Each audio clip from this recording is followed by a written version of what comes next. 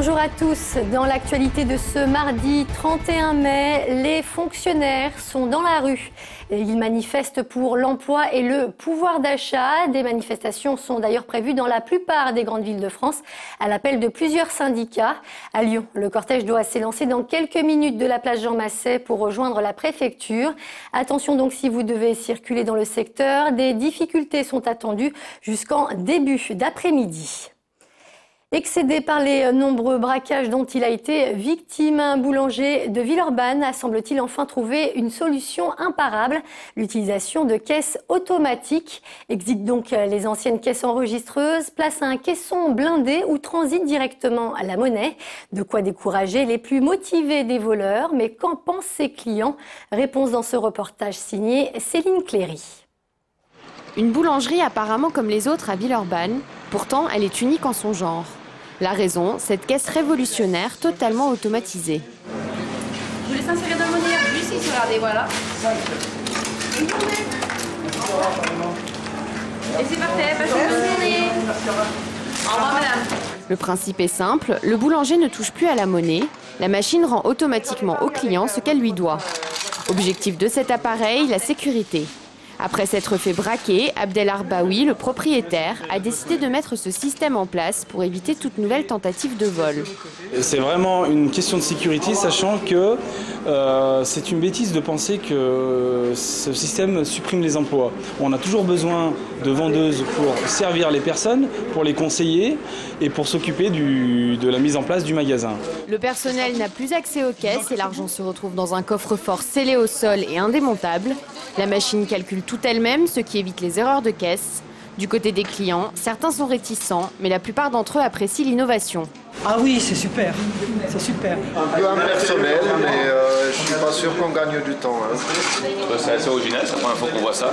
Donc ça fait qu'un an qu'ils sont là, ils sont assez modernes, donc pourquoi pas? Ouais, c'est assez sympa. C'est bien en plus la sécurité aussi pour les employés, que voilà, c'est quelque chose de bien. Cette caisse du futur est devenue la star du magasin. Seul petit bémol, son coût, 45 000 € pour les deux machines. Mais après tout, la sérénité, ça n'a pas de prix. Si vous avez l'habitude d'utiliser le T2, vous avez peut-être déjà dû vous en rendre compte depuis hier. Le tramway ne circule plus entre les stations Maryse-Bastier et Rebuffert en raison de travaux de réaménagement. Le Citral réalise en effet le prolongement de la ligne en direction de Rexpo. Des travaux qui devraient durer jusqu'à la fin du mois d'août. Des navettes ont donc été mises en place. Selon le Quai d'Orsay, l'hypothèse d'un enlèvement est aujourd'hui de plus en plus probable. Le véhicule dans lequel circulaient les 3 Français disparus depuis samedi au Yémen vient d'être retrouvé. Une nouvelle qui est loin de rassurer l'ONG lyonnaise Triangle Génération Humanitaire, qui a d'ailleurs décidé de rapatrier 4 salariés encore sur place. Benoît d'Autriche. À Lyon, on attend sans nouvelles de 3 de ces humanitaires depuis samedi. L'ONG Triangle n'a aucune piste. Ces 3 Français travailleurs expérimentés étaient en place depuis mars dernier dans le sud du pays. Samedi à midi, ils ont disparu sans laisser de traces. En fait, ils ont quitté le bureau dans lequel ils travaillent à Seyoun pour rejoindre leur maison d'habitation, dans laquelle ils allaient déjeuner probablement.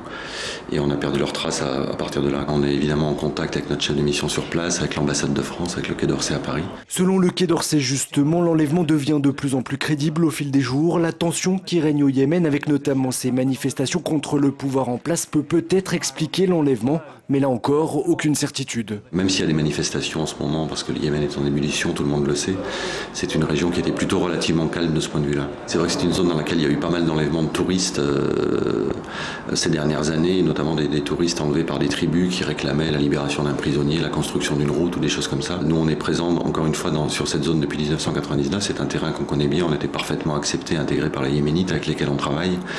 On se sentait pas du tout en insécurité. Hier soir, les autorités yéménites ont annoncé qu'elles avaient retrouvé le véhicule des 3 Français. Il n'aurait pas été endommagé, ce qui accrédite encore un peu plus la thèse de l'enlèvement.